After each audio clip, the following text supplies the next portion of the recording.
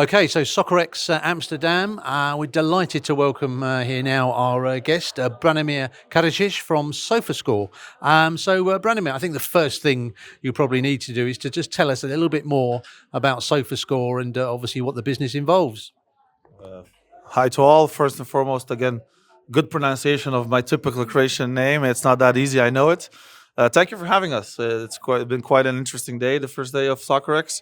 SofaScore is one of the leading sports tech platforms in the world when it comes to live scores and sports statistics.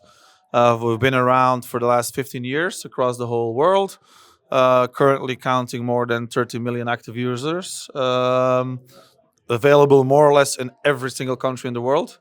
And yeah, one of our specific things when it comes to comparing us with our competitors is that we're quite heavy on the statistics part and telling the story about data from our own creative angle and connecting it to the sports world.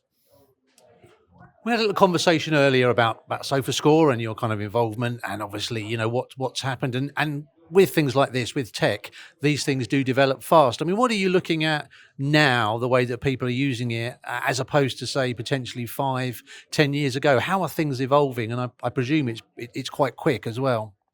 Exactly, pretty fast. You have to be aware of all the trends which are going on, not only from a technical standpoint, because things are moving quite fast in that department as it is, but also from a marketing standpoint to really understand your customers and to be able to adapt quickly into providing them what they are actively searching for.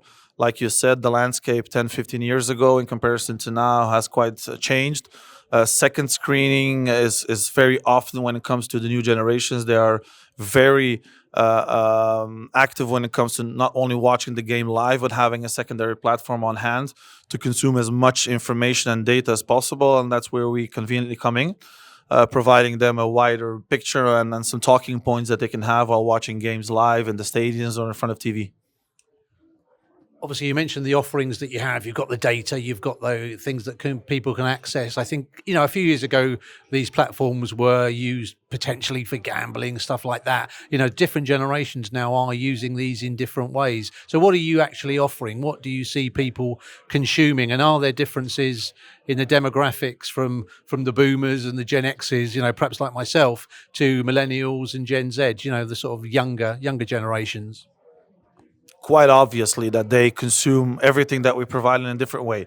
We have these new generations who are very heavily focused on content in very different variations, from video content, news updates, statistical elements. I even have some feedback coming from the Gen Alpha who are not even watching the games. They're only interested in the stats behind it.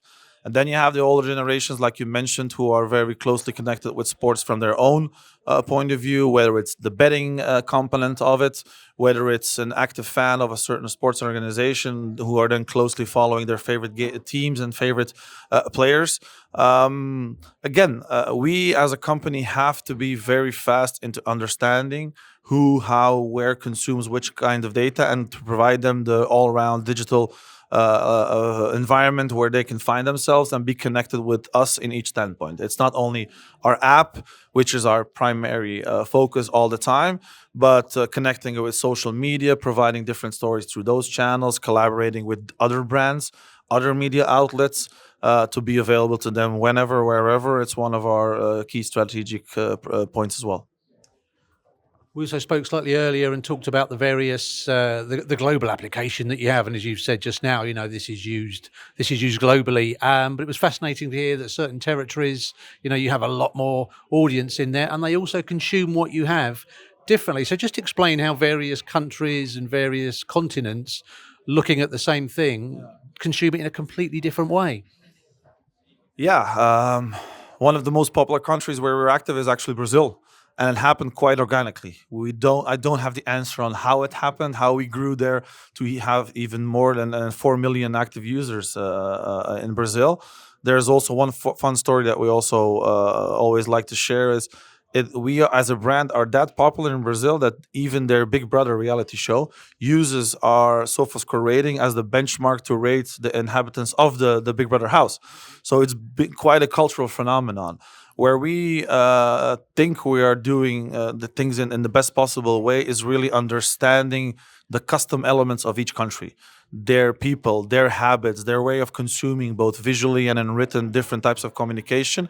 And we then try to see where we can build local teams to support us in that way. That's why, for example, we as a company have a team in Rio de Janeiro and Buenos Aires, now also in Italy. Wherever we find that we have the potential to grow and become the number one brand in the live score and stats world, we definitely pursue those challenges. And thinking globally but acting locally is definitely a cliche saying, I would say, from the business world that we can also utilize, and build our business upon. So we'll continue doing that. We already know which our following markets are that we want to attack and conquer with our product, and we'll adapt that same way of thinking to that as well. I don't think it's a cliche. I think it's more of a truth, to be honest. I think you just got it on the head. Now, another saying that I think you're famous for is staying at the top is harder than getting there. And just to explain that in terms of the ethos of SofaScore as well. Yeah, I talked about it earlier in relationship with our SofaScore rating, one of our key features that we have. When you launch something new, people are not aware of it, and maybe you're creating something completely disruptive onto the market, which will bring you to that number one spot quite fast. But then when the competition becomes aware of what you're doing and they're trying to disrupt you on another level, it sometimes is harder to stay on top than getting there. From the SofaScore rating experience that we had, we did it in different phases. The first phase was really trying to find that one element that needs to be developed, which already exists in the sports world, but on a completely new way, a new level. We managed that by developing the rating, integrating it into our product. But then even that became, I wouldn't say boring, unchallenging for us, but we noticed that we got there quite fast. And then it was, okay, what's the next thing that we have to do? We have to put it out there in the world. We have to conquer the media partnership. We have to conquer the social media world with pushing our feature as the number one feature in the world. That was also a success. And then comes the level 3, level 4, level 5. There's always levels to the game. And if you don't have the mindset to accept those challenges and pursue them, the pathway to getting down from the number one spot will be quite fast and painful. But if you notice that in time, then you will be able to stay on top for a long time. Okay, well, with that in mind, a couple of final questions now. The first one is, let's have a secret for all of these businesses out here. What do you think, the next year, we don't really know what's going to happen, but can you look 5-10 years ahead into the future and see how the market, how the sort of landscape will look for technologies like yourselves? I think the number one step is being open to new things. We have an example of AI technology, which is a heavily talked about topic for the last couple of years. And there is already a quite good adoption percentage of people integrating AI tools, not only just for the sake of it to say, okay, we're hopping on the trends, but really finding a place on where it fits inside your product. I can also, again, talk from the point of position of experience. We are successfully doing that with our product as well. So I would say following the landscape of trends, new technology and opportunities, and qualitatively selecting those ones that you consider can be a good fit, a good add-on to the services you provide, to the product you show, and elevating the experience of your customers by doing that. And just finally, Branimir, you've earned this one. So here we go. Why should everyone around the world be looking at SofaScore? Why should we all be using that? I'm a person who likes to think in the way of let our product speak for itself. So we consider in the landscape of live stats applications that we are the ones providing the widest coverage. So when it comes to sports, over 25 different sports, the deepest coverage. So we're not focused only on the top tier leagues. We have a side app, which is a tournament and league management tool, providing digital support to the lower league clubs as well, to amateur sports, to women's sports. So we are looking to find our spot as the most widest and deepest coverage-wise, providing versatility to the fan, and also investing heavily into different features that will diversify the experience that the users can have on other platforms in comparison to ours. I definitely can say we're doing a good job. The numbers show it. The feedback that we receive from the professional community, from the fan community is amazing. We really love to receive that feedback because it gives us a fresh perspective of what else we have to do.